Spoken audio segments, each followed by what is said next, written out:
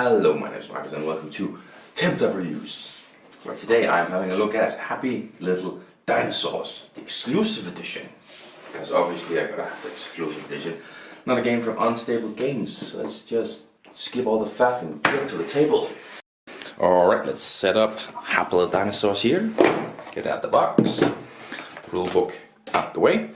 You don't have a central board, but you have a whole bunch of player boards here. Alright, and then you have a meeple for each. Let's just make a two-player setup of the two top ones.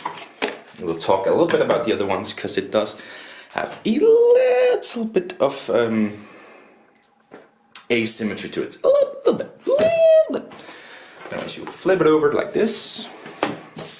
Bring out your meeple here. So this is the Bad Luck Pronto and this is the Triceratops. Bam.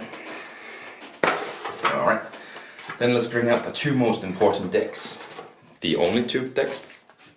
Oh boy. So you have the first, the brown backs here. These are the player cards. So you put them in like a pile like right here. And like with most unstable games, you start off with 1, 2, 3, 4, 5 cards. 1, 2, 3, 4, 5. Bam.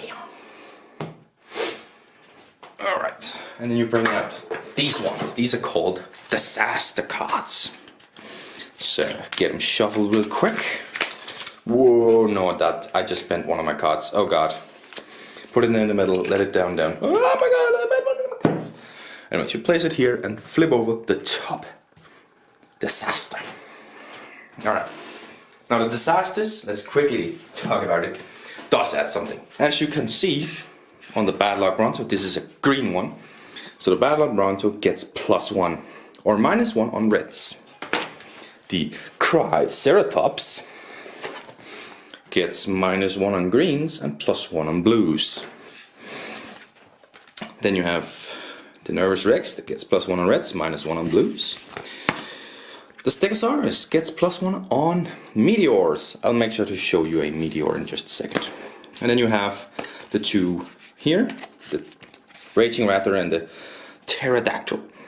They have the sort of the same, just opposite. Raging Raptor gets +2 on reds, -1 on green and blue. Pterodactyl gets -2 on green, but +1 on blue and red. So a little bit of asymmetry to your gameplay. A little bit.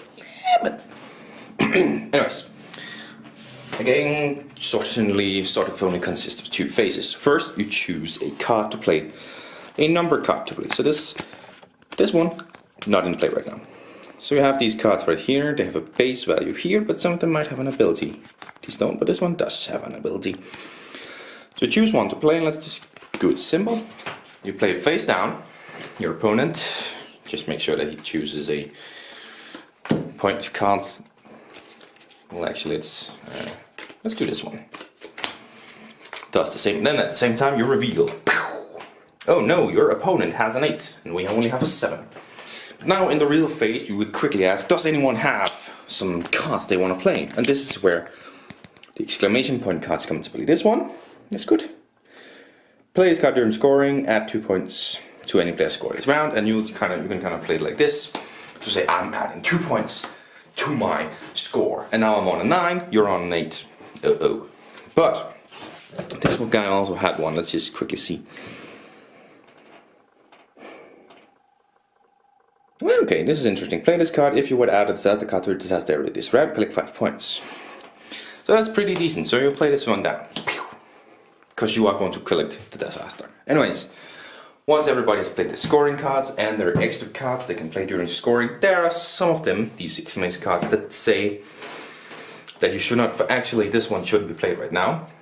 We keep it over here. Anyways, this is over, 9 points, 8 points. So this guy collects 9 points and discards his cards, like back here, whatever. This guy doesn't collect any cards, but does grab the disaster. Oh, by the way, completely forgot to think about -1 and the +1. So, legitimately, this one wasn't necessary because the scoreline here would actually be reversed. Because -1 and +1.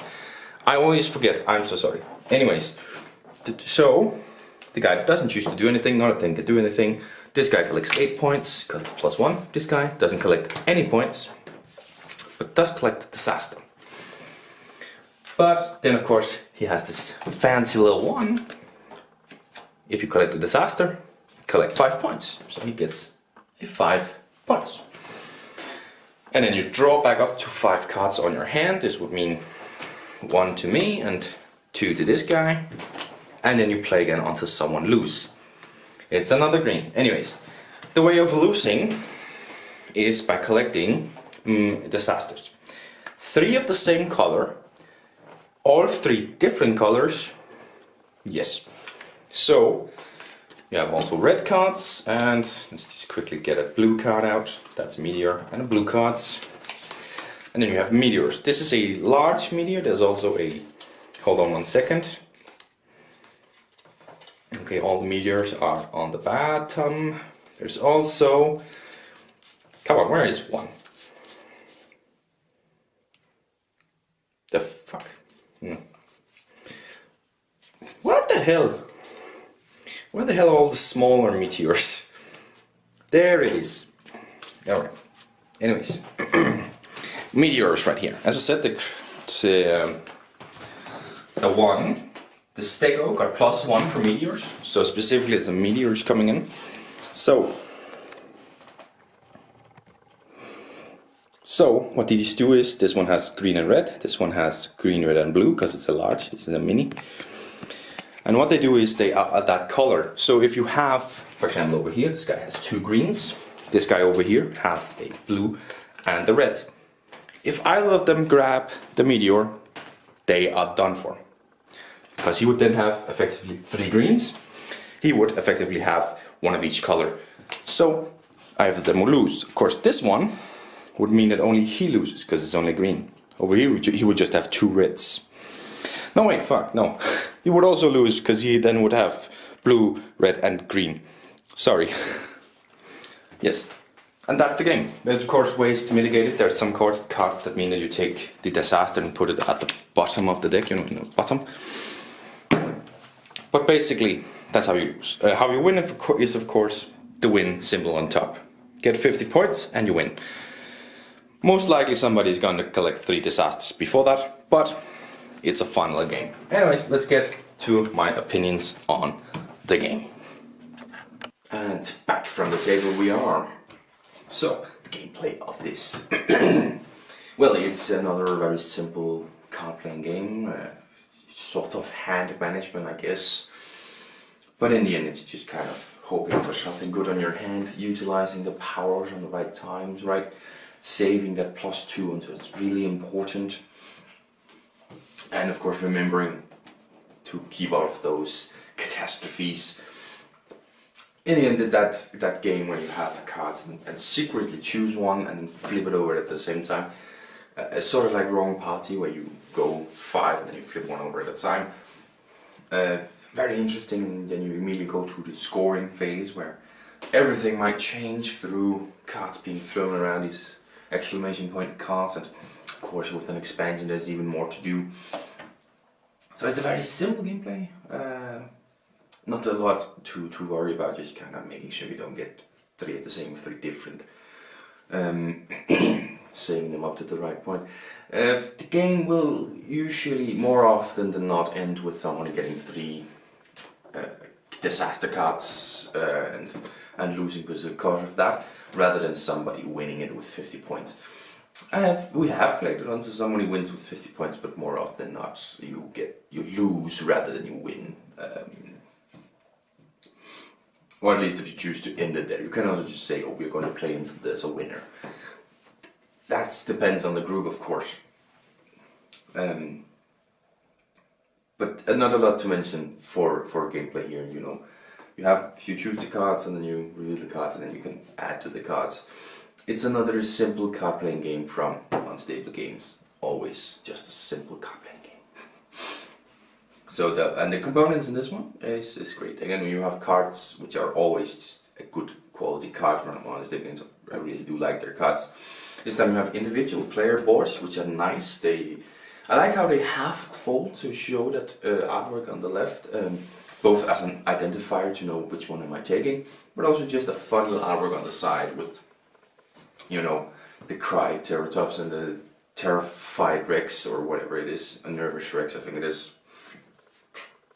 These funny names and a few little tiny bit of asymmetry from the cards. It's interesting to keep a watch over, and it can change some things on their heads, flip some things on their heads, of course. And what else do we have in components with the little meeples? Very cute little meeples, showcasing perfectly the one that it wants to show off the 6, and a cute little to move around on your scoreboard. And of course you have, most importantly, the artwork. In this one, the cutesy artwork is mostly on the disaster cards, not really showing up on the cards you have. They're more just funny things that are play on words, like the Triceratops, you know, play on words with the different weapons you can get or the abilities. But the cutesy artwork is mostly on the disaster cards, so I don't think the artwork is as forward as it is in other unstable games, but still really great. Theme-wise, so this I suppose is a dinosaur theme, and then yes, it's an unstable game. There isn't that much of a theme, I suppose, but in terms of a dinosaur theme and you know, disasters, it makes sense, I suppose, but not really, because the weapons you're using are very much human-made weapons and human feelings on dinosaurs. So it's another one from unstable games where the theme isn't really there, but it doesn't matter that much. Does it lie to you? 2 to 6 players, 30 to 60 minutes, ages 8 and up. So let's start from the bottom. Ages 8 and up. As I said in the wrong party one, I feel like this just a smidge more complicated because you've got 2 steps rather than this one where I'm just kind of choosing cards. So why this is 8 and that is 12, I don't understand. I would probably put both of them at 9 or 10. Or if you're just gonna go with just 8, right? I don't understand why this is lower than wrong party and theater slay and stuff. I don't understand how you put the ages down. 30 to 60 minutes, fairly accurate again. But like most games, it depends on the players, how well do they understand the game, how long do they take to choose. But 30 to 60 minutes with people who understand the game is very accurate. It doesn't need to take long, and it doesn't, so that's great. 2 to 6 players. This is the great thing about unstable games, is I think most of their games work at all of the player count, right? 2 to 6 players for this one, that's perfectly fine. You're just going through more cards and having more to worry about, but it isn't really because that there is something that changed it, right? The wrong party was a little bit, but here to slay, how the dinosaurs, unstable unicorns. Well, tic-tac-toe works at all player counts, but it only has 2 or 4 players, obviously. So yeah, their games work at all the player counts just because of this simplicity of them, and that has to be a bonus. It has to. Like, I don't prefer this game at either player count. I just like the game, so that it's always a bonus with that kind of durability. That's not the word. That's not the word.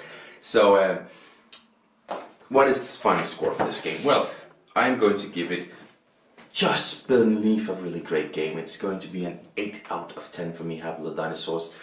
We're putting it in there. It's above a meh, it's above a good game. It's a really good game. It's not a great game. I can't put something like this as a great game, I don't think.